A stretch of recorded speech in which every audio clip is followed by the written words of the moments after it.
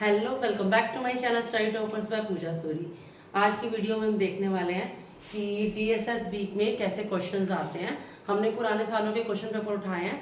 अभी मैंने 1-2 दिन पहले भी वीडियो डाली थी और उसमें भी समझाया था, काफ़ी सारे टॉपिक्स को क्लियर किया था, बहुत अच्छे से समझाया था। इस तरह से हम नए नए आपके लिए टॉपिक्स लेकर आ रहे हैं ताकि आपकी सभी सब्जेक्ट्स की तैयारी काफ़ी अच्छे से हो जाए और हम काफ़ी डिटेल में आपको समझाते हैं। अगर आप इस चैनल पर नए हैं तो इसको सब्सक्राइब करना ना भूलें और आपको अगर वीडियो अच्छी लगती है तो ज़्यादा से ज़्यादा इसे शेयर कीजिए और अपने दोस्तों के साथ पढ़ाई कीजिए, अच्छे अच्छे मार्क्स लेकर आइए। और अगर आप इसको समझते हैं हमारे यहाँ पर तो इस बात की पूरी गारंटी है कि आपका पेपर तो क्लियर होना तय का तय ही है। और स्टार्ट करती हूँ मैं ज़्यादा ना देर करते हुए। सबसे पहला क्वेश्चन है हमारा, अभियोग में उपसर्ग क्या है। मैं कोशिश करती हूँ यहाँ पर इंग्लिश, मैथ्स, रीजनिंग, काफ़ी सारे टॉपिक्स ताकि आपके सारे धीरे धीरे साथ साथ क्लियर होते जाएं। और सबसे पहले क्वेश्चन में है हमारा, अभियोग में उपसर्ग क्या है। तो हम सिर्फ आपको आंसर नहीं बताते, यहाँ पर पूरा एक्सप्लेन करते हैं कि आपको सॉल्व कैसे करने हैं क्वेश्चंस और डिटेल में जाकर समझ आ जाए, आपको रट्टा ना मारना पड़े। उपसर्ग, सबसे पहले कि उपसर्ग जो होता है वो वर्ड में आगे लगता है, यानी कि हिंदी के वर्ड में जो उपसर्ग है वो आगे लगता है शब्द के, और जो पीछे लगता है वो प्रत्यय है। यानी कि पीछे लगने वाला आप पास से याद कर सकते हैं कि प्रत्यय, और आगे लगने वाला उपसर्ग। लेकिन एक बात ध्यान रखने वाली क्या होती है कि जब हम उपसर्ग को अलग करते हैं तो पीछे जो शब्द है उसका पूरा मीनिंग बनना चाहिए, पूरा अर्थ निकलना चाहिए। जैसे कि ये है अभियोग। अब मैं अगर अभियोग वर्ड लिखती हूं तो मैं अगर इसमें से अ अलग कर लेती हूँ तो वियोग कोई वर्ड नहीं है। अ अलग करने के बाद वियोग कोई वर्ड नहीं बनता मेरा, तो ये तो रॉन्ग है। नेक्स्ट है आ, अगर मैं आ कर लेती हूँ तो भी योग भी नहीं है कुछ। और अभी, यानी कि ये अभी अगर उपसर्ग मैं अलग कर लेती हूँ तो योग मेरा शब्द बनता है। यानी कि अभी उपसर्ग अलग करने के बाद योग मेरा प्रॉपर शब्द बन रहा है, तो यही मेरा उपसर्ग है अभी। अब आप सोचोगे कि योग क्यों नहीं है, योग इसमें उपसर्ग नहीं है, योग तो शब्द है। ठीक है, तो योग शब्द है और इसके आगे जो लगा हुआ है वो उपसर्ग है। तो मैंने बताया था आपको उपसर्ग आगे लगता है शब्द के और प्रत्यय पीछे लगता है। तो लगता है कि आपको, उम्मीद है ये समझ आ गया भाई। तो ठीक है, नेक्स्ट क्वेश्चन पे आते हैं। निम्नलिखित में से व्यक्तिवाचक संज्ञा बताएं। तो व्यक्तिवाचक संज्ञा में जातिवाचक में कई बच्चे गलतियां कर देते हैं। इजी सी है लेकिन फिर भी कंफ्यूजन क्रिएट हो जाती है कई जनों को व्यक्तिवाचक और जातिवाचक संज्ञा में। तो मैं आपको डिफरेंस अच्छे से समझा देती हूँ। क्या होता है कि अगर हम किसी खास व्यक्ति की बात कर रहे हैं, यानी कि किसी का नाम ले रही हूँ मैं, जब लड़का बोल रही हूँ तो लड़का तो कोई भी जाति हो सकती है। अगर मैं लड़के का नाम ले रही हूँ कि राम या श्याम या सोहन, तो फिर वो व्यक्तिवाचक हो जाएगा। जैसे कि अगर मैं बोल रही हूँ गाय, तो गाय पूरी जाति का नाम है, यानी कि इससे पूरी जाति पता चल रही है। अगर मैं खास गाय का नाम ले लूँ कुछ कि हाँ भाई नील गाय, तो नील व्यक्तिवाचक हो जाएगा। ऐसे ही अगर मैं बोलूँ नदी, तो नदी तो कोई भी नदी हो सकती है, कोई खास या विशेष नदी की बात करूं, अगर मैं नर्मदा नदी, मंदाकिनी नदी, तो यानी कि अगर मैं कोई पर्टिकुलर किसी खास माउंटेन का नाम, नदी का नाम, कोई बिल्डिंग का नाम लूं तो वो व्यक्तिवाचक होगा। और अगर पूरी जाति का पता चले, यानी कि नदी तो कोई भी नदी हो सकती है, तो फिर ये यानी कि व्यक्तिवाचक और जातिवाचक में मैं एक और एग्जांपल आपको देती हूँ अच्छे से। जैसे कि है यहाँ पर कैलाश पर्वत। कैलाश पर्वत, अगर मैं खाली पर्वत लिखती हूँ तो पर्वत कोई भी पर्वत हो सकता है, यानी कि पर्वत की पूरी जाति है, तो खाली पर्वत बोलूंगी तो वह जातिवाचक में आएगा। अगर मैं नाम ले लूंगी उसका खास, तो ये कैलाश व्यक्तिवाचक में आ जाएगा। तो हम देखते हैं, हम इस क्वेश्चन में व्यक्तिवाचक पहचानते हैं। तो खास किसी व्यक्ति का नाम या खास किसी देश का नाम, किसी नदी का नाम, किसी पहाड़ का नाम, तो इसमें क्या है व्यक्तिवाचक। अब गाय, गाय तो पूरी जाति है, जातिवाचक है। मकान, मकान भी कोई भी मकान हो सकता है। लेकिन जापान एक खास देश का नाम है, हर देश का नाम जापान नहीं है। अगर खाली देश होता तो वो जातिवाचक होता, जैसे कि नदी मैंने अभी बताया जातिवाचक है, तो सिर्फ जापान एक देश का नाम है, तो ये हमारा करेक्ट आंसर है। फिर नेक्स्ट क्वेश्चन पे आते हैं हम। Select the most appropriate synonym of word Recon. तो सबसे पहले हम ये देख लेते हैं कि सिनोनिम और एनोनिम में क्या फर्क होता है। सिनोनिम होता है सेम मीनिंग, यानी कि सिमिलर मीनिंग, सेम और सिमिलर मीनिंग को, यानी कि जो वर्ड हमारा मिलता जुलता जा रहा होगा इसका मीनिंग वो हम टिक करेंगे। तो सबसे पहले हम देखते हैं रेकॉन का। आपको मीनिंग पता होना चाहिए तभी आप उसका सिनोनिम ढूंढ पाओगे। तो रेकॉन का मीनिंग होता है जैसे हम कोई चीज सोचते हैं, थिंक करते हैं, कोई फिगर आउट करते हैं, तो इसमें ऑब्जर्व नहीं आता, कोई चीज एक्सप्लेन करना भी नहीं होता, यानी कि हम किसी चीज के बारे में सोचते हैं या इमेजिन करते हैं, उसे रेकॉन कहते हैं। तो रेकॉन के साथ सिमिलर मीनिंग इमेजिन जाएगा, तो हम इसको टिक कर लेंगे। इसके लिए सिनोनिम के लिए तो हमें इसका मीनिंग पता होना जरूरी है। नेक्स्ट आते हैं हम विषम जोड़ी का चयन करें। Unhappy, pleasure. पहले सबसे पहले ना मैं इसको देख लेती हूँ। जब मैं समझाने लगी हूँ तो मैं बड़ी धीरे धीरे आपको समझा रही हूँ ताकि आपको आसानी से समझ आ जाए। लेकिन जब आप प्रैक्टिस करते रहते हैं धीरे धीरे, रोज मैं डेली क्वेश्चन पेपर डालने की कोशिश कर रही हूँ ताकि आपकी काफी सारे टॉपिक्स लर्न होते जाए, क्लियर होते जाए। और लेकिन जब आपको क्लियर हो जाएंगे तो आप फटाफट से कर लोगे। Unhappy, pleasure. देखते हैं कि इसमें विषम जोड़ी कौन सी है कि जो बाकी तीनों के साथ मैच नहीं कर रही है। जैसे कि अनहैप्पी का मतलब होता है कि दुखी होना, खाली हैप्पी होता तो खुश, दुखी होना, और प्लेजर का मतलब तो खुश होना, यानी कि ये तो अपोजिट जा रहे हैं मीनिंग। मॉइस्ट, मॉइस्ट मतलब तो गीला गीला होता है, और ड्रेंच का मतलब भी बहुत ज्यादा गीला, पानी में गीला होना। विश का मतलब यानी कि तो सेम मीनिंग जा रहा है, और विश मतलब हम किसी चीज को विश करते हैं कि हमारी ये विश पूरी हो जाए। और डिजायर भी चाहना, किसी चीज को चाहना होता है ज्यादा। और एरर, ये भी सेम मीनिंग है। एरर मतलब गलती, ब्लंडर मतलब भी बहुत बड़ी भूल, तो ये भी सेम मीनिंग जा रहा है। मैंने क्या देखा, ये सारे तो सेम मीनिंग है, सिमिलर मीनिंग जा रहे हैं, और ये मेरा अपोजिट जा रहा है, यानी कि यही है जोड़ी जो सब में डिफरेंट जा रही है। तो यही हमारी विषम जोड़ी है, इसको हम टिक कर लेते हैं। नेक्स्ट आते हैं अपने फिफ्थ क्वेश्चन पे। इसमें हमें ना बॉक्सेस दे रखे हैं 4, तो हम देखते हैं कि इसमें क्या पैटर्न फॉलो हो रहा है।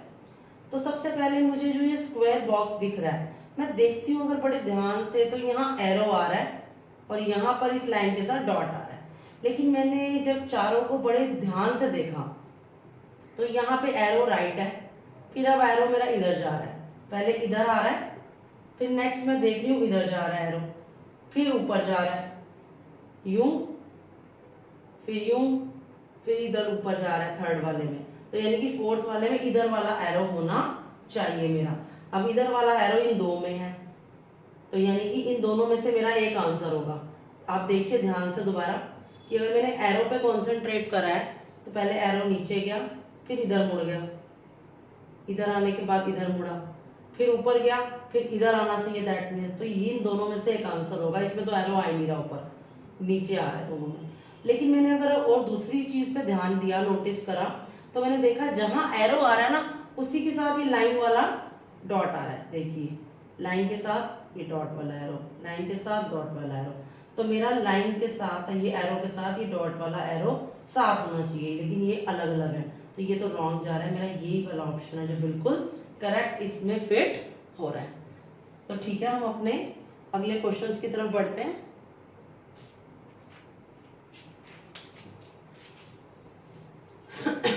रोक दो। अब हम देखते हैं अपने 6 क्वेश्चन में। यहाँ हमें वेन डायग्राम दे रखा है और इसमें दे रखा है कि ये जो 68 लोग हैं वो गुजराती बोलते हैं, और ये 72 लोग मराठी बोल रहे हैं, और 52 लोग हिंदी बोल रहे हैं। अब हमें क्वेश्चन में क्या पूछा पहले हम देख लेते हैं। कितने व्यक्ति हैं जो केवल 2 भाषाएं बोलते हैं। तो इन डायग्राम्स को समझने के लिए सबसे पहले आपको एक चीज समझनी है कि जहां पर आपका सर्कल ऐसे कट हो रहा है, एक दूसरे को वो टकरा रहा है, तो ये जो ये वाला बीच का पार्ट होता है वो दोनों के लिए कॉमन होता है, यानी कि यहाँ पर जो नंबर लिखा जाएगा वो इसका भी होगा और इसका भी होगा। अब उसने बोला है कि कितने व्यक्ति हैं जो केवल 2 भाषाएं, तो ये बीच वाला आपका जो आ रहा है ये पार्ट जिसमें 7 लिखा है, तो वो देख सकते हैं हम, इस सर्कल का भी पार्ट है, इस सर्कल का भी और इस सर्कल का भी है, तो यानी कि जो 7 लोग हैं वो तो तीनों भाषाएं बोल रहे हैं। तो हमें सिर्फ क्या मांगा गया है, कितने व्यक्ति केवल 2 भाषाएं बोलते हैं, यानी कि ये वाला सर्कल, यानी कि इस सर्कल में ये वाला पार्ट ले लेंगे हम जिसमें 51 है, और 26, क्योंकि इसमें भी आ रहा है गुजराती भी और हिंदी भी, 26 लोग ऐसे जो दोनों बोलते हैं। और ऐसे ही हम 17 भी ले लेंगे। तो हम क्या करेंगे, जब भी 2 के लिए आएगा, जो बिल्कुल बीच वाला है, 3 सर्कल्स हैं, जो बिल्कुल सेंटर वाला है वो तीनों के लिए होगा। हमें उसने क्या बोला है कि सिर्फ 2, तीसरी वाली नहीं। तो ये बीच वाला सर्कल इसको हटाकर ये जो कॉर्नर के 2 हैं, यानी कि ये गुजराती, मराठी और हिंदी, यानी कि ये मराठी और हिंदी जो दोनों बोलते हैं वो 17 हो गए। आप देख सकते हैं इस सर्कल में अगर इसको हटा लिया जाए तो मराठी और हिंदी 17 हो गए। ऐसे ही गुजराती और हिंदी 26 हो गए और गुजराती और मराठी आपके 51 हो गए। तो मुझे कौन से नंबर्स उठाने हैं, 51, 26 और 17। इनको प्लस कर देंगे और हमारा 94 आ जाता है, यानी कि मेरा ये करेक्ट ऑप्शन है। अगर इसमें क्वेश्चन चेंज कर दिया जाए और ये बोला जाए कि ऐसे कौन से लोग हैं वो तीनों भाषाएं बोलते हैं, तो आपको सिर्फ 7 बीच वाला उठाना है, क्योंकि वो ऐसा नंबर है जो तीनों में कॉमन है। ठीक है, तो उम्मीद है आपको समझ आ गया होगा। चलते हैं अपने नेक्स्ट क्वेश्चन की तरफ। आप देखते हैं कि मॉल में एक ग्राहक स्टोर में गंदगी को लेकर बहस कर रहा है, तो आप क्या करेंगे। इन क्वेश्चंस को बड़े ध्यान से देखना है और हमारे को ऐसा जवाब देना है कि हमारी मॉरल ड्यूटी दिखाए, यानी कि हमारे को अच्छा काम करके बताना है। आपको एकदम से ऐसे इस बिना सोचे समझे टिक नहीं करना है। हम क्या करेंगे, अपना काम करते रहेंगे, नहीं ऐसा नहीं करना कि हमें तो कुछ मतलब नहीं है और अपना काम करते रहो। अगर कुछ गलत हो रहा है तो ठीक है, हमें लड़ाई बहस झगड़ा नहीं करना है, लेकिन उसका कुछ हल निकालता हुआ आंसर जरूर देना है हमें।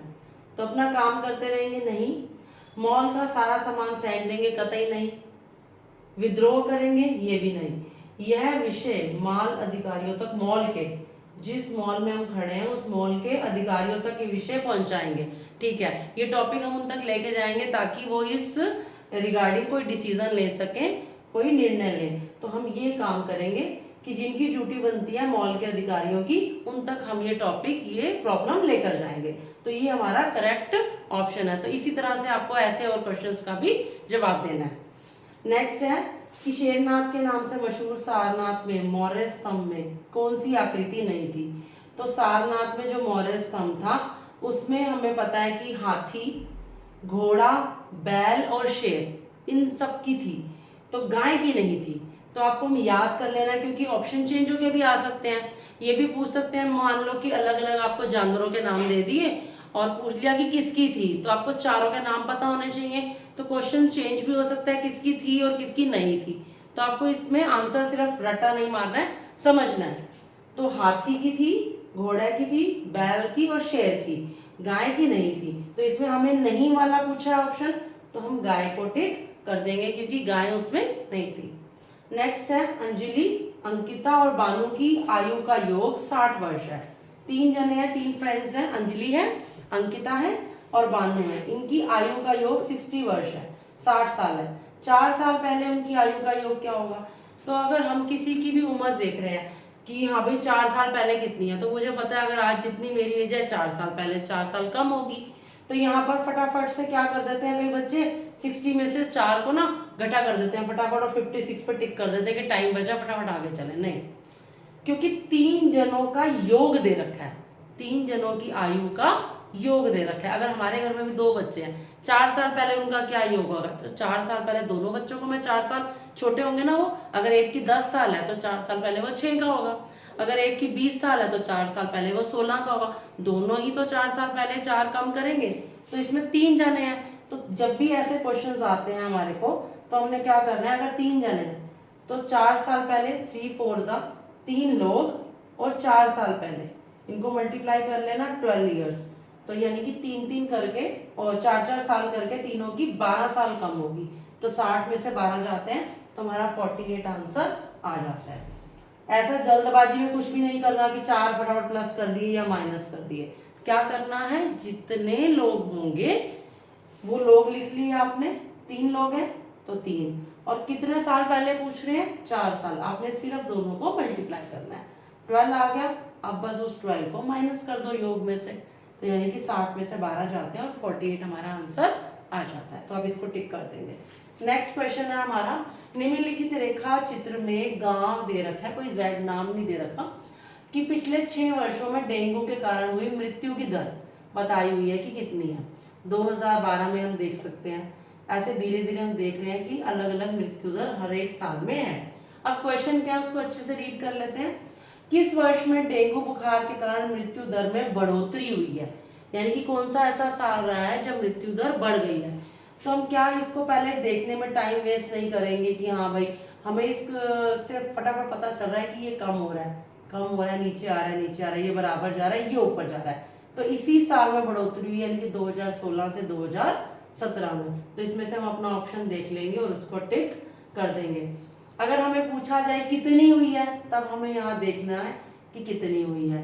जैसे कि यहाँ से मार्क, जैसे अगर इसको देखना है तो इस तरह से ऐसे मार्क करके पता चल जाएगा कि यहाँ 15 थी, फिर नेक्स्ट भी 15 है, लेकिन हमें पूछा नहीं है कि कितनी है, बस ये बोला बढ़ोतरी। तो मैं देख रही हूँ कि सिर्फ एक साल ही ऐसा है जब वो बढ़ रही है, यानी कि हमारा ग्राफ बढ़ रहा है 2016 से 2017। तो मेरा ये ऑप्शन है, तो मैंने इसको टिक कर दिया। तो इस तरह के और भी क्वेश्चंस हैं, हम लाते रहेंगे आपके लिए, ताकि आप आराम से प्रैक्टिस करते रहें और सभी सब्जेक्ट्स की आपकी आराम से तैयारी होती रहे और आपको पता भी ना चले और बहुत अच्छे मार्क्स आ जाएं आपके। और अगर इस चैनल पे आप नए हैं तो इसको सब्सक्राइब करना ना भूलिए। हम काफ़ी मेहनत करते हैं, तो उसके लिए एक लाइक, शेयर और सब्सक्राइब करना तो बनता ही है।